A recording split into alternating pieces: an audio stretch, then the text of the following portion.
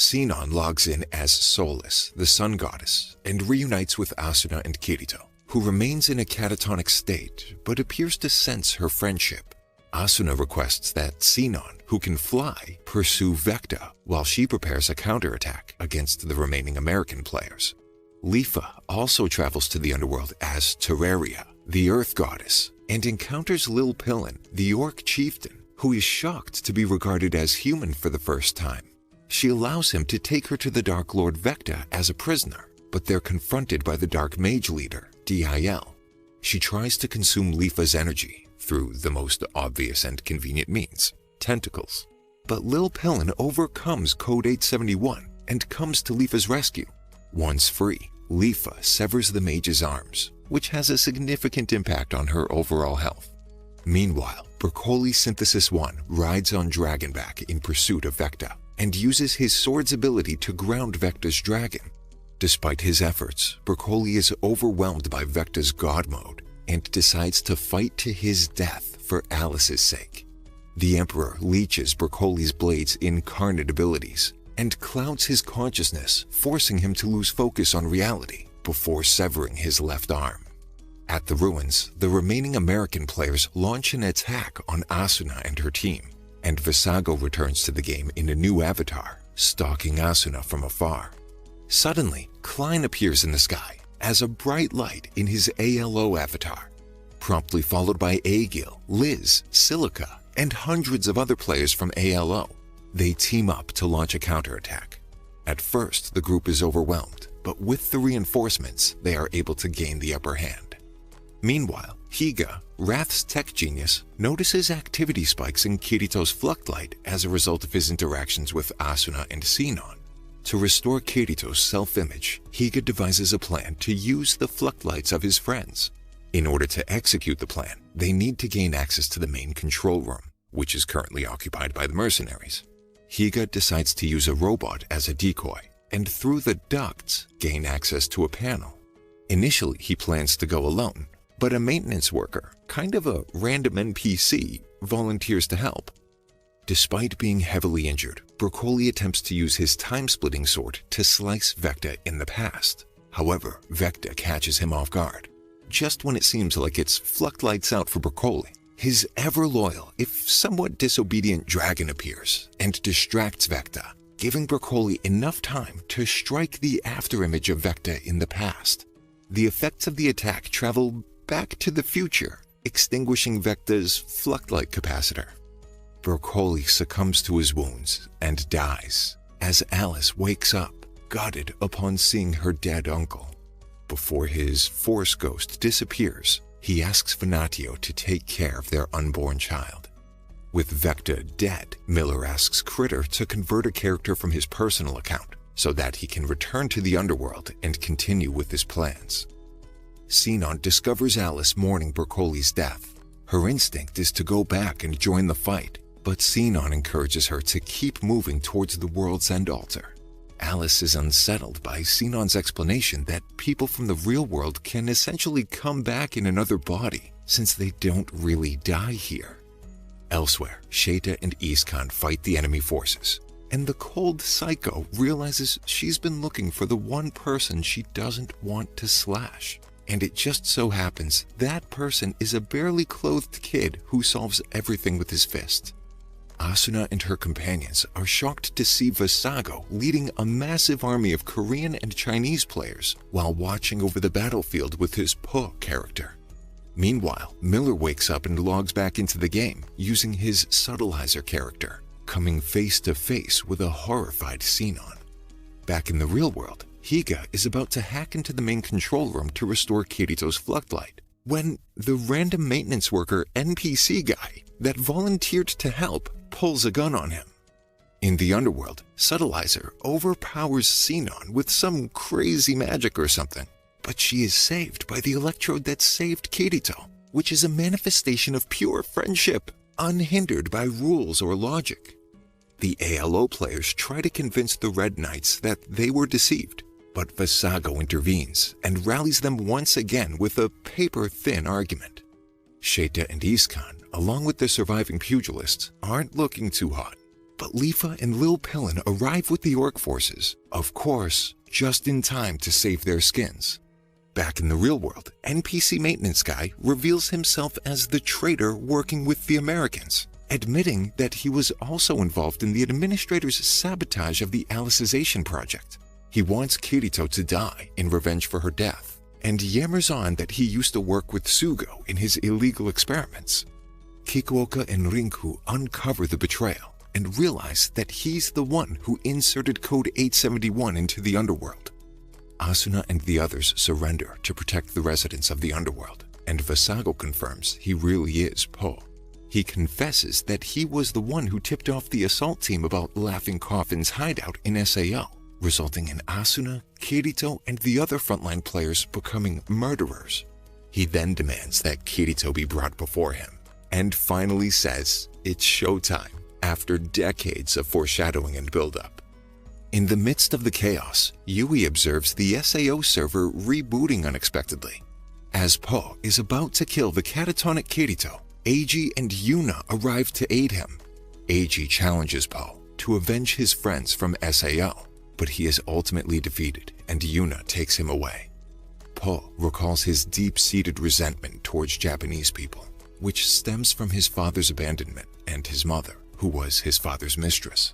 His father only came to see him years later to ask him to donate a kidney to save his legitimate son's life, which prompted Po to steal nerve gear and log into SAO to kill Japanese players.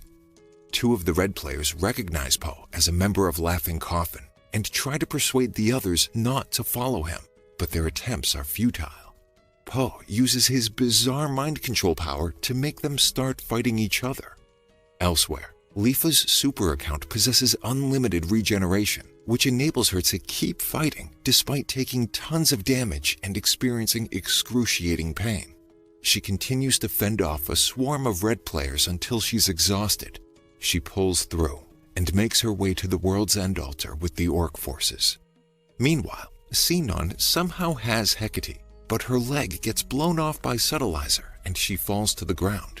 Her imagination is able to make her rifle act like the super account's bow and shoot an annihilation ray. It's a hit, and Subtilizer runs away like a back-at-the-ocean turtle. Evil Trader Maintenance Guy's bullet merely grazes Higa. Another Wrath employee checks on him and throws something down the shaft, causing the gunman to lose his footing and plummet to the ground below. With the help of Asuna, Sinon, and Leafa, Higa tries to restore Kirito's Fluctlight, channeling their fremeries. Kirito awakens into what appears to be a dream. Vasago threatens to keep killing residents of the underworld until Kirito awakens. Asuna hears words of encouragement from Yuki, gets up, and suddenly sprouts angel wings because, yeah. She then tosses him around like a rag doll. However, Vasago's weapon siphons the spatial energy around him to heal himself and take control of the Red players, ordering them to attack. Asuna reaches out to Kirito, who's replaying his guilt-ridden memories, losing his friends all over again, watching himself become a murderer. Breaking down, he starts trying to rip out his own heart. Asuna, Sinon, and Leafa's Fluctlights aren't enough to snap him out of it. That is, until a fragment of Yu-Gi-Oh's own Fluctlight appears. Kirito, eyes wet with tears, asks his permission, if he's allowed to move on, to come back. His friends clasp his hand, creating a blinding light of friendship that restores his ego, self-image, Fluctlight thing, whatever. Kirito awakens in the underworld. The smell of roses fills the battlefield, and the lone black swordsman utters, "Enhance armament." Vasago and the Red players are stopped dead in their tracks by Yu-Gi-Oh's blue rose sword. Kirito and Vasago square up and start going at it, locking blades. It seems like Kirito is at a disadvantage, refusing to let go of the broken blue blade. Suddenly, Yu-Gi-Oh's Force Ghost appears. He uses Release Recollection to force the Red Knights to log out. Vasago attempts to use the spatial energy left behind, but Yuki's Force Ghost explains that because the now logged out players don't want that to happen, it won't. Then, Kirito's old apprentice mentions that his sword was made out of a Gigaseeder, which apparently lets it absorb spatial energy, And it also does a thing, and bam, the blue rose sword is back. The two clash blades, but now Kirito is so full of friendship, it's impossible to beat him. He destroys Visago's blade and blasts a hole straight through his torso. Visago, laughing, says he'll just log back in. Kirito tells him that the only way he'll be logging out is at the hands of a lumberjack and releases the memory of his Gigaseeder blade, turning him into a tree. Meanwhile, Critter gets ready to remove the underworld's limiters, so time will no longer be synced with the real world. Higa establishes a connection with Kirito's mind over an open channel, and Kikuoka warns him that if he doesn't escape with Asuna through the World's End altar, they'll be trapped there for 200 years. Alice arrives at the altar and sends her dragons away, but the dragons, equally as loyal as Broccoli's, confront Miller, who's still logged in and right on their tail. They don't really stand a chance, but before he can finish them off, Kirito and Asuna arrive on the scene. Asuna creates a staircase to the console and takes Alice to safety, while Kirito stays behind to face Miller. Kirito struggles against Miller's elite hacks. Somehow he's become the most powerful entity in the underworld. Having completely mastered magic, a maniacal Miller rips Kirito's legs off, while the two zip around with wings, because they can fly now. Suddenly, Miller transforms into a giant monster thing, while Kirito debates whether he actually wants to stay in the underworld for selfish reasons. But his memory of Yu-Gi-Oh disagrees. He's not selfish. The bad guy is, obviously. Releasing the power of both blades traps whatever Miller has become, turning the sky dark as night. All across the underworld, Kirito's friends give him their thoughts and prayers, which grants him unfathomable power. He goes in to finish Miller off, but he is broken free. The two battle, and Kirito gets his arm cut off. Yu-Gi-Oh appears again, taking up his falling sword, and together, he and Kirito defeat Evil Incarnate. The server reaches maximum acceleration and forces everyone to log out.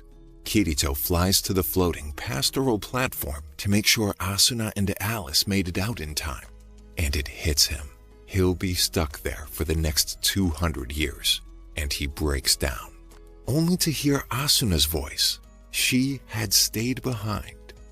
Rinko retrieves Alice's light cube, relieved to find that Alice's memories are intact, and thanks Kirito for protecting them. Asuna tells Rinko that she will stay behind in the underworld with Kirito as the system enters maximum acceleration. She promises to take care of him and keep him safe until he wakes up. Meanwhile, Miller returns to the real world, only to discover his own dead body. Alicia appears, his first victim, and tells him they get to spend eternity together as the floor turns liquid with hands reaching up to drag him below. Critter walks in to find Miller's corpse. He turns and sees Visago's as well. Freaked out, he doesn't dwell on the logic or feasibility of the situation. He and the remaining mercenaries decide to dip. But before leaving, they rig the ocean turtle's main engine with explosives to destroy the facility and cover their tracks. However, Akihiko Kayaba, the creator of the original Sword Art Online, is somehow still around and able to control one of the installation's robots. He decides to disarm the bomb to save everyone, which is a first for Kayaba. On his initial attempt, the robot breaks down, but the mere mention of Kirito's ability to do the impossible gives Robot Kayaba a second wind, and he successfully disarms the bomb. Kirito and Asuna leave the World's End altar. All they have to do is live like 3 lifetimes before getting booted, which shouldn't have too much of an effect on them. Rinko holds a press conference to introduce Alice, now autonomous, with her Fluctlight implanted into an android. Alice puts a few reporters in their place, with some intro to philosophy rebuttals to all their ethical concerns, concerning life, the universe, and everything. Higa continues to watch over Kirito and Asuna, along with Kikuoka, who was officially declared dead as part of the cover-up for the incident. Alice notices that Kirito is waking up and unceremoniously checks out of the interview, leaving everyone hanging. Once Kirito comes to, he tells Alice that her sister is basically cryogenically frozen in the central cathedral, waiting for her. He then asks Higa to erase all of his and Asuna's memories of the past 200 years they spent together, ruling over the underworld as king and queen. While recuperating at the hospital, Kirito and Asuna are visited by Kikuoka, who tells them that he has a plan, or at least a hope, to prevent the government from seizing the underworld and its residents. Elsewhere, Higa talks to a copy of Kirito that he made before the memory deletion. Digital Kirito asks for his help in contacting Kaiba to look for a way to maintain the underworld in case the government interferes. At home, Kirito mourns Yujio's death. Sugu comes into his room and asks him to tell her his story. Kirito receives a call from Rinko. She tells him that Alice has made a break for it and is now MIA. He then receives a package and finds that Alice shipped herself to his house, inconspicuously using a box labeled Wrath. She loses it on Kirito for staying behind in the underworld. To help her adjust better, he shows her the family dojo, and they spar, only to break the training swords because of their immense power. At dinner, his family celebrates his release from the hospital while expressing concern about everything that happened and what it means for his real future in the world, with physical people.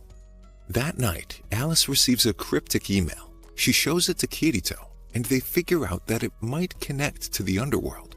Along with Asuna, they head over to what's left of Wrath to test their theory of entering the underworld via the IP address from the secret-coded message. They log in and find themselves in outer space with a view of a planet that is probably the underworld. 2 spaceships suddenly appear and seem to be piloted by Ronie and Tisei's descendants, who are being chased by a giant space monster. Kirito steps in with Asuna and Alice to slay the interstellar behemoth with their swords, since they are gods now who can propel themselves through space wearing medieval armor. The Integrity pilots, named mostly due to lack of imagination, not tradition, immediately recognize them, and Yujio's Force Ghost, who's thrown into the mix. They obviously know them through some form of genetic memory. Teary-eyed, they're beside themselves at seeing the legendary heroes of the underworld as they fly back home. Thank you for sticking until the end. Subscribe for more videos like this.